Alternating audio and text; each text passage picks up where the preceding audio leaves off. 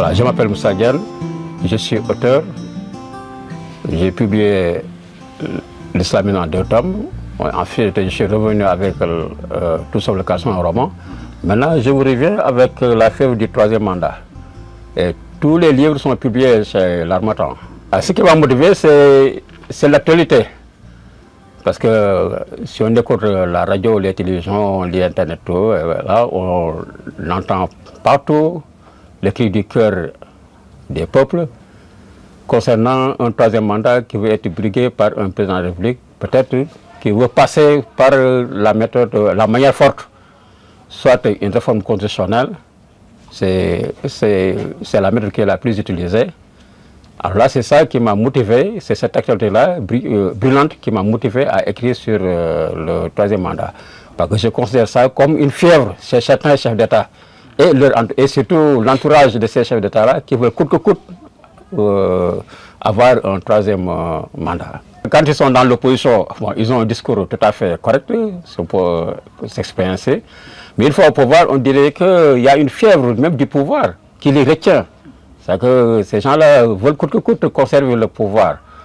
Alors là, j'ai pris bien sûr des exemples très concrets, comme par exemple la Guinée, dans d'autres pays aussi, que je ne peux pas citer. Alors même dans notre pays, peut-être ici aussi, il y a une certaine fièvre aussi du 3e mandat. Alors là, c'est ça qui fait le contenu du roman. Alors, bien sûr qu'il y a une opposition catégorique contre ce 3e mandat-là, constitué par les jeunes. Les jeunes, il y a la société civile aussi, une certaine société civile et certains partis d'opposition assez radicaux. C'est ça qui constitue en quelque sorte le camp qui s'oppose au 3e mandat du président en exercice, Kodefa Sissi. Alors là, ça se passe dans un pays imaginaire, mais ce qui pourrait être aussi n'importe quel pays, en tout cas en Afrique, dans les coins où on parle du 3e mandat. Mais c'est un nom imaginaire que je donne à ces pays-là.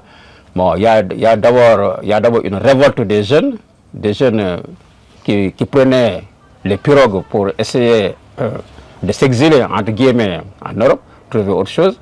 C'est une jeunesse désespérée en quelque sorte, une jeunesse désespérée qui ne croit plus vraiment à la possibilité de travailler dans leur propre pays, alors qui veut vraiment s'exiler.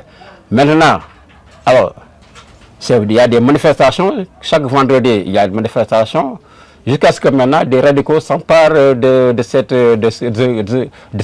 gouvernement.